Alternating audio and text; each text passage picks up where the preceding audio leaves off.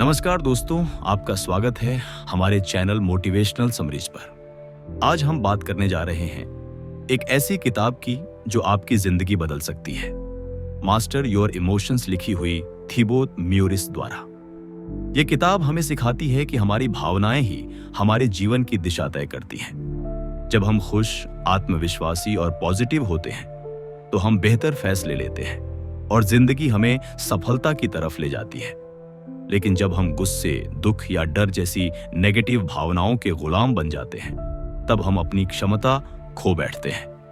ये किताब हमें बताती है कि असली ताकत बाहरी हालात को बदलने में नहीं, बल्कि अपनी भावनाओं को समझने और उन पर नियंत्रण पाने में है। यहाँ आप सीखेंगे कि कैसे अपनी सोच को रीप्रोग्राम करके, पुराने पैटर्न तोड़कर और सकारात्मक आदतें अपनाकर आप अपनी भावनाओं के मालिक बन सकते हैं। दोस्तों, अगर आप चाहते हैं कि आपकी भावनाएं आपके खिलाफ काम न करें बल्कि आपके साथ खड़ी रहें, तो यह वीडियो आपके लिए है। तो आइए शुरू करते हैं इस किताब का सारांश। लेकिन उससे पहले, अगर आप पहली बार हमारे चैनल पर आए हैं तो कृपया चैनल को सब्सक्राइब कीजिए और इस वीडियो को लाइक कीजिए ताकि आपको हर हफ्ते ऐसे ही प्रेरक और जीवन बदलने वाले सारांश मिलते रहे। तो चलिए बढ़ते हैं पहले अध्याय की ओर। अध्याय 1, इमोशंस की असली सच्चाई। दोस्तों, जब हम अपनी जिंदगी में बार बार परेशान होते हैं तो अक्सर ये सोचते हैं कि हमारी दिक्कतों की जड़ हमारे हालात हैं। कभी हम कहते हैं कि लोग हमें समझते नहीं, कभी कहते हैं कि काम का दबाव बहुत है, तो कभी सोचते हैं कि किस्मत ही खराब है। लेकिन थिबो म्यूरिस की किताब मास्टर योर इमोशंस की शुरुआत हमें एक बहुत ही गहरी सच्चाई से कराती है। हमारी जिंदगी की असली क्वालिटी हमारे हालात पर नहीं बल्कि हमारे इमोशंस पर निर्भर करती है। और ये इमोशंस कहीं बाहर से आकर हमारे अंदर नहीं भर दिए जाते, बल्कि ये हमारी सोच, मान्यताओं और नजरिए से पैदा होते हैं। कल्पना कीजिए कि आप सुबह ऑफिस जाते समय ट्रैफिक में फंस गए। किसी ने आपकी गाड़ी ओवरटेक कर दी और अचानक से ब्रेक लगानी पड़ी। ऐसे में ज्यादातर लोग गुस्से से भर जाते हैं, दिन खराब मान लेते हैं और सोचते हैं कि आज सब गलत ही होगा। लेकिन वही सिचुएशन अगर कोई दूसरा इंसान झेले तो हो सकता है वो मुस्कुरा दे और कहे, चलो बच गए, कुछ बिगड़ा नहीं। दोनों इंसानों के हालात एक जैसे थे, मगर उनकी इमोशंस अलग थीं। क्यों? क्योंकि उनकी सोच और नजरिए अलग थे। यही इस चैप्टर का सबसे बड़ा मैसेज है। इमोशंस हमारे थॉट्स और बिलीफ्स से जन्म लेते हैं, न कि बाहरी हालातों से। अब सवाल उठता है कि ये थॉट्स और बिलीफ्स कहां से आते हैं? असल में हमारे बचपन से लेकर अब तक हमने अपने दिमाग में ढेर सारी मान्यताएं जमा कर ली हैं। किसी ने हमें कहा कि तुम ये काम नहीं कर सकते, तो हमने मान लिया कि हम कमजोर हैं। किसी ने कहा तुम्हें हमेशा परफेक्ट रहना होगा, तो हमने मान लिया कि छोटी सी गलती भी हमें शर्मिंदा कर देगी। जब ये मान्यताएं हमारे भीतर गहराई से बैठ जाती हैं तो हमारी हर इमोशन इन्हीं से निकलती है। मान लीजिए आपसे एक प्रेजेंटेशन में गलती हो गई। अगर आपके भीतर ये बिलीफ है कि गलतियां करना मतलब मैं बेकार इंसान हूं, तो आप शर्मिंदगी और गुस्से में डूब जाएंगे। लेकिन अगर आपके भीतर ये बिलीफ है कि गलतियां इंसान को और बेहतर बनाती है, तो आप उसी घटना से आत्मविश्वास और सीख हासिल करेंगे। यही फर्क हमारी जिंदगी की दिशा तय करता है। लेखक इस चैप्टर में एक और महत्वपूर्ण बात बताते हैं। हम अक्सर सोचते हैं कि हमारी इमोशंस हमें कंट्रोल करती हैं, लेकिन असली सच्चाई ये है कि हम ही अपनी इमोशंस को कंट्रोल कर सकते हैं, अगर हम अपनी सोच को पहचान लें। ये सुनने में आसान लगता है, मगर इसका अभ्यास करने में धैर्य चाहिए। जब भी आपको लगे कि आप गुस्से, डर या उदासी से भर रहे हैं, तो तुरंत खुद से पूछिए, अभी मैं किस सोच की वजह से ऐसा महसूस कर रहा हूं? धीरे धीरे आपको समझ आने लगेगा कि आपकी भावनाओं का मूल कारण आपका नजरिया है, न कि हालात। इस चैप्टर में लेखक हमें यह भी याद दिलाते हैं कि हमारी इमोशंस झूठ भी बोल सकती हैं।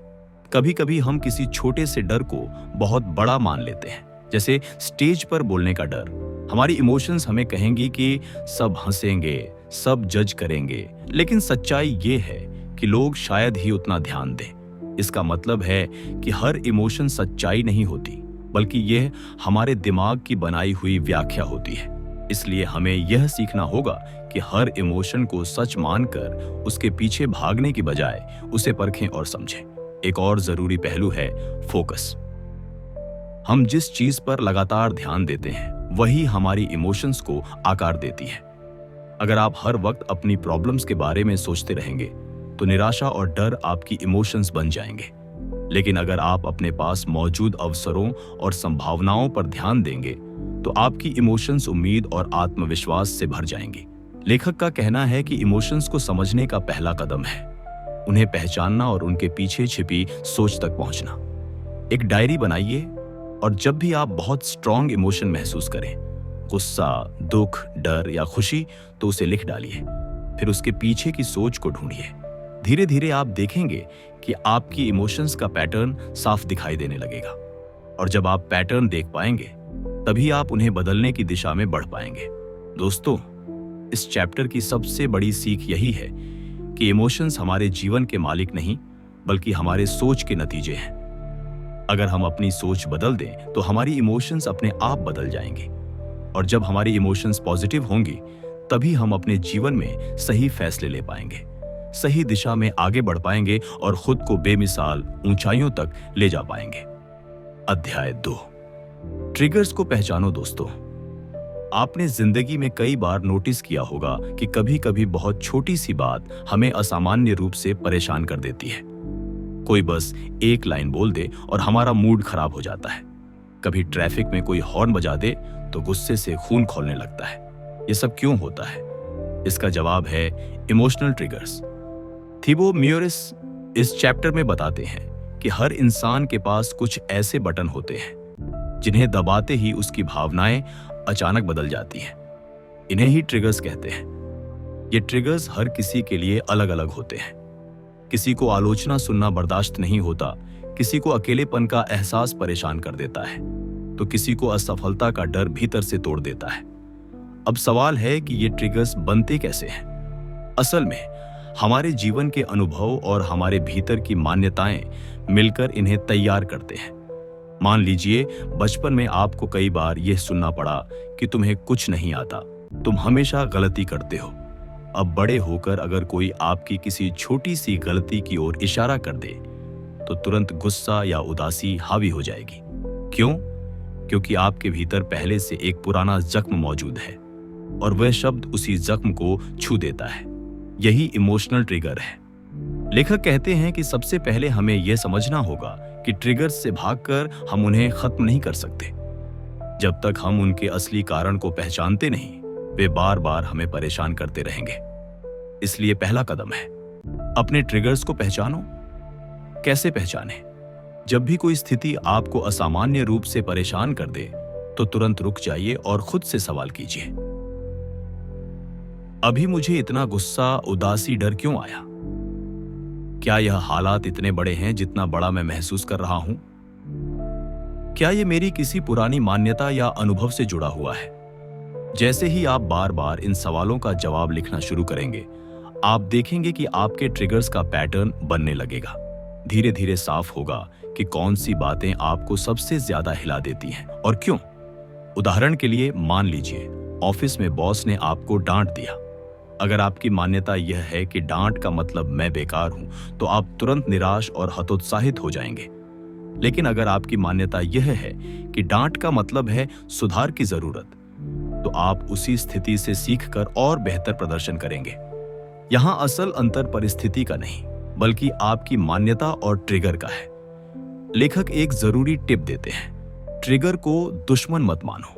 दरअसल ट्रिगर्स हमारी कमजोरियों को उजागर करते हैं। ये हमें बताते हैं कि हमें कहां सुधार करने की जरूरत है। अगर किसी की एक आलोचना से आप तुरंत टूट जाते हैं तो इसका मतलब यह नहीं कि वो इंसान गलत है, बल्कि यह कि आपके भीतर आत्मविश्वास की कमी है। यानी ट्रिगर आपको आपके विकास का रास्ता दिखा रहा है। यहां एक और गहरी बात आती है, ट्रिगर्स को पहचानने का मतलब यह नहीं कि आप तुरंत बदल जाएंगे। असल मकसद यह है कि अगली बार जब वही ट्रिगर दबे तो आप रिएक्ट करने की बजाय रिस्पॉन्ड करें। फर्क क्या है? रिस्पॉन्ड करने का मतलब है रुककर सोचना कि क्या मुझे सचमुच इतना परेशान होना चाहिए, और फिर शांत मन से कदम उठाना। लेखक सलाह देते हैं कि हर बार जब आप किसी ट्रिगर से जूझें तो एक गहरी सांस लें और खुद से कहें, यह सिर्फ एक ट्रिगर है, मैं इसे कंट्रोल कर सकता हूं। यह छोटी सी प्रैक्टिस धीरे धीरे आपके दिमाग को सिखा देगी कि आप अपनी इमोशंस के मालिक हैं, उनके गुलाम नहीं। एक और असरदार तरीका है जर्नलिंग। हर दिन थोड़ा समय निकाल कर लिखिए कि दिन भर किन किन बातों ने आपको सबसे ज्यादा परेशान किया। आप पाएंगे कि वही बातें बार बार दोहराई जा रही है। यही आपके प्रमुख ट्रिगर्स हैं। जब आपको यह साफ पता चल जाए तो आप उनके लिए मानसिक रूप से तैयार रहेंगे। दोस्तों, इस चैप्टर का मूल संदेश यही है कि ट्रिगर्स से डरना नहीं है, बल्कि उन्हें पहचानना है। जब आप जानते हैं कि कौन सी चीज आपको हिलाती है, तो आप अपने आप पर काम करके उसे पॉजिटिव एनर्जी में बदल सकते हैं। याद रखिए, ट्रिगर्स आपके दुश्मन नहीं बल्कि आपके शिक्षक हैं। वे आपको बताते हैं कि आप कहां कमजोर हैं और कहां मजबूत बनने की जरूरत है। और जब आप अपने ट्रिगर्स को समझ लेते हैं तो आपकी इमोशंस धीरे धीरे आपके कंट्रोल में आने लगती हैं। अध्याय 3, इमोशंस को स्वीकारो, दबाओ मत। दोस्तों, हम सबकी जिंदगी में एक आम पैटर्न होता है। जब भी हमें गुस्सा आता है, हम कहते हैं, मुझे गुस्सा नहीं करना चाहिए। जब हम उदास होते हैं तो खुद से कहते हैं, मुझे मजबूत रहना चाहिए, रोना कमजोरी है। जब हम डर महसूस करते हैं तो सोचते हैं, डरना गलत है, मुझे बिल्कुल कॉन्फिडेंट दिखना चाहिए। यानी हम अपनी भावनाओं को दबाने की कोशिश करते हैं। लेकिन असलियत यह है कि जितना आप अपनी इमोशंस को दबाते हैं, वो उतनी ही ताकत से वापस लौटती है। थिबो म्यूरिस इस चैप्टर में एक बहुत गहरी बात समझाते हैं। अपनी इमोशंस को दबाना उन्हें खत्म करना नहीं है। दबाई गई इमोशंस हमारे भीतर जमा होती जाती हैं और एक समय ऐसा आता है जब वे अचानक फट पड़ती हैं। यही वजह है कि कभी कभी छोटी सी बात पर इंसान बेकाबू गुस्सा कर देता है या किसी मामूली परेशानी पर टूटकर रो पड़ता है। दरअसल ये अचानक का विस्फोट नहीं होता, बल्कि सालों से दबाई जा रही इमोशंस का नतीजा होता है। लेखक कहते हैं कि भावनाओं को दबाने की बजाय हमें उन्हें स्वीकारना चाहिए। यानी अगर आप गुस्से में हैं तो सबसे पहले खुद से ईमानदारी से कहें, हाँ मैं गुस्से में हूं। अगर आप उदास हैं तो स्वीकार करें, हाँ मैं उदासी महसूस कर रहा हूं। जब आप किसी इमोशन को नाम देते हैं और उसे पहचानते हैं तो आपका दिमाग उसे एक ऑब्जेक्ट की तरह देखने लगता है। और जब कोई चीज ऑब्जेक्ट बन जाती है तो उस पर कंट्रोल करना आसान हो जाता है। लेखक एक उदाहरण देते हैं। मान लीजिए आसमान में काले बादल छा गए। आप उन बादलों को रोक नहीं सकते, उन्हें हटा नहीं सकते, लेकिन आप उन्हें पहचान सकते हैं और ये जान सकते हैं कि वो हमेशा नहीं रहेंगे। धीरे धीरे बारिश होगी और फिर बादल छंट जाएंगे। बिल्कुल यही हाल हमारी इमोशंस का है। गुस्सा, उदासी, डर या निराशा, ये सब अस्थायी बादलों की तरह हैं। अगर आप उन्हें स्वीकार कर लेते हैं तो थोड़े समय बाद ये अपने आप गुजर जाते हैं। लेकिन अगर आप उन्हें दबाने की कोशिश करेंगे तो ये और गहरे होते जाएंगे और लंबे समय तक टिकेंगे। यहां एक और महत्वपूर्ण पॉइंट है। स्वीकारना और सरेंडर करना अलग चीजें हैं। स्वीकारने का मतलब है कि आप ईमानदारी से मानते हैं कि आप इस वक्त एक खास इमोशन महसूस कर रहे हैं। लेकिन इसका मतलब यह नहीं कि आप उस इमोशन के गुलाम बन जाएं। जैसे अगर आप गुस्से को स्वीकारते हैं तो इसका मतलब यह नहीं कि आप किसी पर चिल्लाएं या नुकसान पहुंचाएं। इसका मतलब सिर्फ इतना है कि आप मानते हैं कि यह भावना आपके भीतर है और आप इसे शांत करने का रास्ता ढूंढेंगे। लेखक हमें एक प्रैक्टिकल टेक्निक भी बताते हैं, name it to tame it. यानी जब भी आप कोई स्ट्रॉन्ग इमोशन महसूस करें तो उसे नाम दीजिए। जैसे ये गुस्सा है, ये चिंता है, ये निराशा है। जब आप अपनी भावनाओं को नाम देते हैं तो वे धुंधली और अनियंत्रित नहीं रहती, बल्कि साफ और समझने योग्य बन जाती हैं। और जैसे ही आप उन्हें समझने लगते हैं, उन पर कंट्रोल आसान हो जाता है। एक और जरूरी पहलू है सेल्फ जजमेंट से बचना। हम में से ज्यादातर लोग जब गुस्से या उदासी जैसी भावनाएं महसूस करते हैं तो खुद को कोसने लगते हैं। हम सोचते हैं, मुझ में दम नहीं है, मैं हमेशा कमजोर पड़ जाता हूं। लेकिन लेखक कहते हैं कि भावनाएं इंसान होने का हिस्सा है। गुस्सा आना, उदासी महसूस करना या डर लगना, ये सब नेचुरल है। असली ताकत इन भावनाओं को खत्म करने में नहीं, बल्कि उन्हें स्वीकारने और सही दिशा देने में है। अगर आप अपनी इमोशंस को स्वीकारने का अभ्यास करना चाहते हैं तो एक सिंपल तरीका है माइंडफुलनेस। जब भी आप गुस्सा या उदासी महसूस करें, तुरंत कुछ देर शांत बैठें और अपनी सांसों पर ध्यान दें। फिर उस इमोशन को ऑब्जर्व करें जैसे आप बाहर से देख रहे हो। खुद से कहें, अभी मैं गुस्सा महसूस कर रहा हूं, लेकिन यह गुस्सा मैं नहीं हूं। यह सिर्फ एक इमोशन है जो थोड़ी देर रहकर चला जाएगा। यह छोटा सा अभ्यास धीरे धीरे आपको इमोशंस के गुलाम से उनके मास्टर बना देगा। दोस्तों, इस चैप्टर का सबसे बड़ा सबक यही है कि भावनाएं दुश्मन नहीं है। इन्हें दबाने से यह और ताकतवर हो जाती है, लेकिन इन्हें स्वीकारने से यह हल्की हो जाती है और अपना असर खो देती है। इसलिए जब भी अगली बार आपके भीतर कोई स्ट्रॉन्ग इमोशन उठे, तो उसे रोकने या छिपाने की बजाय उसे पहचानिए और स्वीकार कीजिए। तभी आप अपनी भावनाओं के मालिक बन पाएंगे और सच्चे मायनों में मास्टर योर इमोशंस का रास्ता पकड़ पाएंगे। अध्याय 4, अपनी फोकस बदलो। दोस्तों, इंसान की जिंदगी का सबसे बड़ा सच यह है कि हम जिस चीज पर ध्यान देते हैं वही हमारी हकीकत बन जाती है। अगर आप बार बार दुख, असफलता और तकलीफ पर फोकस करेंगे तो आपकी जिंदगी उदासी और निराशा से भर जाएगी। लेकिन अगर आप अवसर, उम्मीद और समाधान पर ध्यान देंगे तो आपकी जिंदगी सकारात्मकता और ऊर्जा से भर जाएगी। थिबो मेयोरिस इस चैप्टर में कहते हैं कि हमारी इमोशंस का असली नियंत्रण हमारे फोकस में छिपा है। हम सब जानते हैं कि एक ही परिस्थिति को अलग अलग लोग अलग ढंग से देखते हैं। मान लीजिए 2 लोग एक ही ऑफिस में काम कर रहे हैं। बॉस ने दोनों को कहा, आपका काम सुधार की जरूरत है। पहला इंसान तुरंत सोचता है, मैं बेकार हूं, मुझसे कभी अच्छा काम नहीं होगा, और वह निराशा और डर से भर जाता है। वहीं दूसरा इंसान सोचता है, यह सीखने का मौका है, मैं और अच्छा कर सकता हूं, और वह आत्मविश्वास से आगे बढ़ता है। दोनों की परिस्थिति समान थी, लेकिन फोकस अलग था। लेखक हमें यह समझाते हैं कि हमारा दिमाग हर पल अनगिनत सूचनाएं प्राप्त करता है, लेकिन हम सब कुछ पर ध्यान नहीं दे सकते। हमारा दिमाग सिर्फ वही चुनता है जिस पर हम फोकस करते हैं। अगर आप रोजाना शिकायतों और समस्याओं पर ध्यान देंगे तो आपका दिमाग सिर्फ नेगेटिव चीजें ढूंढेगा। लेकिन अगर आप कृतज्ञता और अवसरों पर फोकस करेंगे तो आपका दिमाग उसी दिशा में काम करेगा। यानी जहां ध्यान वहीं ऊर्जा, और जहां ऊर्जा वहीं हमारी जिंदगी। अब सवाल है, हम अपना फोकस बदलें कैसे? लेखक इसके लिए कुछ आसान लेकिन असरदार तकनीक बताते हैं। पहली तकनीक है कृतज्ञता, ग्रेटिट्यूड का अभ्यास। हर सुबह उठते ही 3 ऐसी चीजें लिखिए जिनके लिए आप आभारी हैं। यह छोटी सी प्रैक्टिस आपका ध्यान प्रॉब्लम से हटाकर पॉजिटिव चीजों पर केंद्रित कर देगी।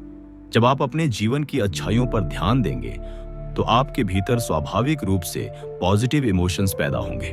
दूसरी तकनीक है सॉल्यूशन फोकस्ड अप्रोच। मान लीजिए आप किसी समस्या में फंसे हैं। ज्यादातर लोग सोचते हैं, ये क्यों हुआ, मेरे साथ ही क्यों होता है, और इसी सोच में फंसकर दुखी रहते हैं। लेकिन लेखक सलाह देते हैं कि इसके बजाय खुद से पूछिए, मैं इसे हल करने के लिए क्या कर सकता हूं। जब आप सवाल बदलते हैं तो आपका दिमाग नए रास्ते खोजने लगता है और आपकी इमोशंस तुरंत पॉजिटिव हो जाती हैं। तीसरी तकनीक है फिजिकल मूवमेंट। यह सुनने में अजीब लग सकता है, लेकिन सच है। जब आप उदास या तनावग्रस्त होते हैं तो आपका शरीर झुका हुआ, धीमा और थका हुआ महसूस करता है। लेकिन अगर आप तुरंत उठकर टहलना शुरू कर दें, गहरी सांस लें या हल्की एक्सरसाइज करें, तो आपका फोकस नेगेटिव विचारों से हटकर आपके शरीर की एनर्जी पर चला जाता है। इससे आपकी इमोशंस भी बदल जाती हैं। लेखक कहते हैं कि हमें यह भी समझना होगा कि फोकस बदलना एक कंट्रोल चॉइस है। यानी यह अपने आप नहीं होगा, बल्कि आपको हर पल यह चुनना होगा कि आप किस पर ध्यान देंगे। मान लीजिए दिन भर में 5 चीजें अच्छी हुई और सिर्फ एक चीज खराब हुई। अगर आप उस एक खराब चीज पर फोकस करेंगे तो पूरा दिन खराब लगेगा। लेकिन अगर आप 5 अच्छी चीजों पर ध्यान देंगे तो दिन खुशनुमा लगेगा। यह चुनाव आपका है। एक और महत्वपूर्ण पॉइंट है भविष्य और अतीत पर फोकस। बहुत से लोग अतीत की गलतियों या भविष्य की चिंताओं में फंसकर वर्तमान को बिगाड़ लेते हैं।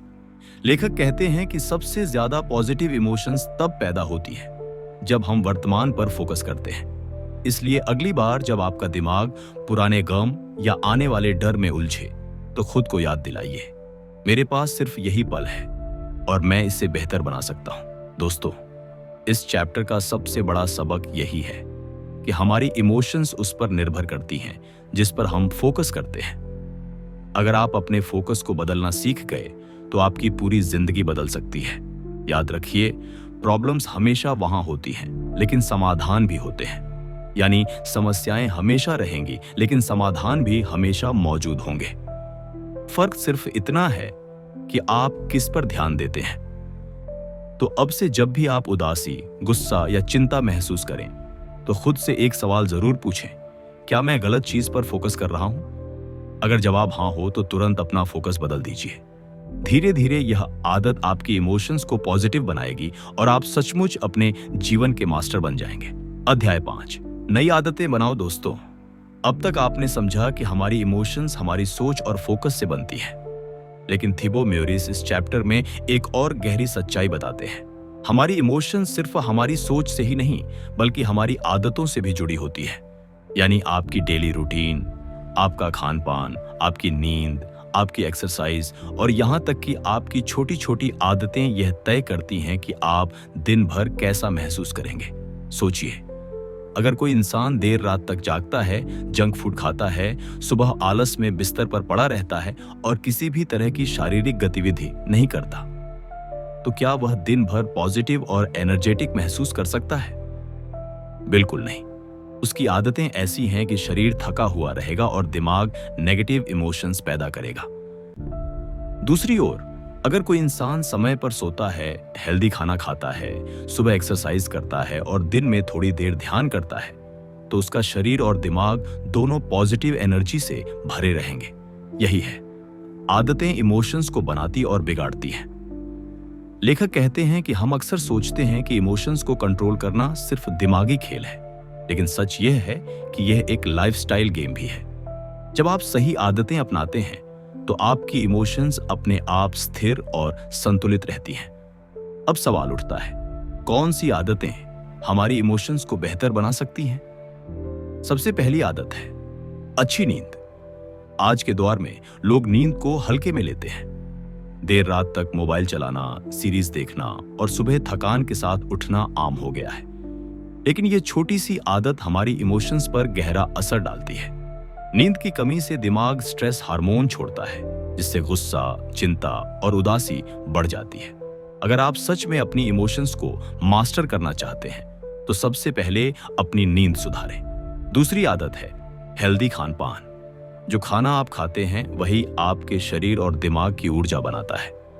जंक फूड, अधिक चीनी और प्रोसेस्ड चीजें आपके मूड को अस्थिर करती हैं। वहीं फल, सब्जियां और प्रोटीन युक्त खाना आपके मूड को स्थिर और शांत रखते हैं। यानी आपका फ्रिज और किचन आपकी इमोशंस को सीधा प्रभावित करते हैं। तीसरी आदत है नियमित व्यायाम। ये सिर्फ शरीर को फिट रखने के लिए नहीं बल्कि दिमाग को शांत और खुश रखने के लिए भी जरूरी है। जब आप एक्सरसाइज करते हैं तो शरीर एंडोर्फिन छोड़ता है, जिन्हें हैप्पी हार्मोन कहा जाता है। यही हार्मोन आपकी उदासी को कम करते हैं और आत्मविश्वास बढ़ाते हैं। लेखक कहते हैं कि आपको रोज जिम जाने की जरूरत नहीं, बस दिन में 20 से 30 मिनट वॉक या योग भी आपकी इमोशंस को संतुलित रखने के लिए काफी है। चौथी आदत है माइंडफुलनेस और ध्यान। जब आप दिन में कुछ मिनट शांत बैठकर अपनी सांसों पर ध्यान देते हैं तो आपका दिमाग स्थिर होता है और भावनाएं संतुलित रहती हैं। माइंडफुलनेस आपको यह सिखाती है कि आप अपनी इमोशंस को बिना जज किए देखें और उन्हें गुजरने दें। धीरे धीरे यह आदत आपकी भावनाओं को स्थायी रूप से पॉजिटिव बना देती है। पांचवी आदत है पॉजिटिव कंटेंट से जुड़ना। हमारा दिमाग वही सोचता है जो हम उसे खिलाते हैं। अगर आप रोजाना नेगेटिव न्यूज, गॉसिप और बुरे माहौल में रहेंगे तो आपकी इमोशंस भी नेगेटिव होंगी। लेकिन अगर आप प्रेरणादायक किताबें पढ़ते हैं, मोटिवेशनल वीडियो देखते हैं और पॉजिटिव लोगों के साथ समय बिताते हैं तो आपका दिमाग और दिल दोनों पॉजिटिव रहेंगे। लेखक कहते हैं कि नई आदतें बनाने का सबसे अच्छा तरीका है छोटे कदमों से शुरुआत। लोग अक्सर सोचते हैं कि एक ही दिन में सब बदल देंगे, जैसे आज से मैं रोज सुबह 5 बजे उठूंगा, 1 घंटा योग करूंगा, 3 घंटे पढ़ाई करूंगा। लेकिन यह लंबा नहीं चलता, इसलिए शुरुआत छोटी होनी चाहिए। जैसे रोज 5 मिनट मेडिटेशन, 10 मिनट वॉक या हर दिन एक पॉजिटिव चीज लिखना। धीरे धीरे ये छोटी आदतें आपके जीवन का हिस्सा बन जाएंगी और आपकी इमोशंस को स्थिर बना देंगी। यहाँ एक और अहम बात आती है, बुरी आदतें छोड़ना। अगर आप सच में नई आदतें बनाना चाहते हैं तो उन आदतों को पहचानिए जो आपकी इमोशंस को खराब करती हैं। जैसे देर तक जागना, हर समय फोन पर स्क्रॉल करना, शराब या सिगरेट का ज्यादा इस्तेमाल करना या लगातार शिकायत करना। जब तक ये आदतें आपकी लाइफस्टाइल का हिस्सा रहेंगी तब तक पॉजिटिव इमोशंस स्थायी नहीं हो पाएंगी। इसलिए बुरी आदतों को धीरे धीरे छोड़ना और उन्हें अच्छी आदतों से रिप्लेस करना ही असली जीत है। दोस्तों, इस चैप्टर का मूल संदेश यही है कि आपकी इमोशंस आपके हालात से नहीं बल्कि आपकी आदतों से तय होती है। अगर आप पॉजिटिव इमोशंस चाहते हैं तो पॉजिटिव आदतें बनाइए। याद रखिए, we don't rise to the level of our goals, we fall to the level of our habits. यानी हम अपने सपनों के स्तर तक नहीं उठते बल्कि अपनी आदतों के स्तर तक गिरते हैं। इसलिए सही आदतें बनाइए और अपनी इमोशंस को स्थायी रूप से पॉजिटिव बनाइए। अध्याय 6, अपनी सोच को रीप्रोग्राम करो। जीवन में सबसे बड़ी शक्ति हमारे विचारों की होती है। हमारी भावनाएं, हमारा व्यवहार और हमारे फैसले सब हमारी सोच से प्रभावित होते हैं। लेकिन अक्सर हम यह महसूस नहीं करते कि हमारी सोच का बड़ा हिस्सा पुराने अनुभवों, परवरिश, समाज और माहौल से बना होता है। कई बार यह सोच हमें आगे बढ़ने से रोकती है क्योंकि इसमें सीमित मान्यताएं, लिमिटिंग बिलीफ्स भरी होती हैं। यही कारण है कि थिबॉट म्यूरिस इस अध्याय में कहते हैं, अगर आप अपनी भावनाओं के मालिक बनना चाहते हैं तो आपको अपनी सोच को रीप्रोग्राम करना होगा। सोच को रीप्रोग्राम करने का पहला कदम है अपनी सीमित मान्यताओं की पहचान करना। ये वे विचार हैं जो हमें बताते हैं कि मैं ये नहीं कर सकता, मैं इसके लायक नहीं हूं या लोग मुझे जज करेंगे।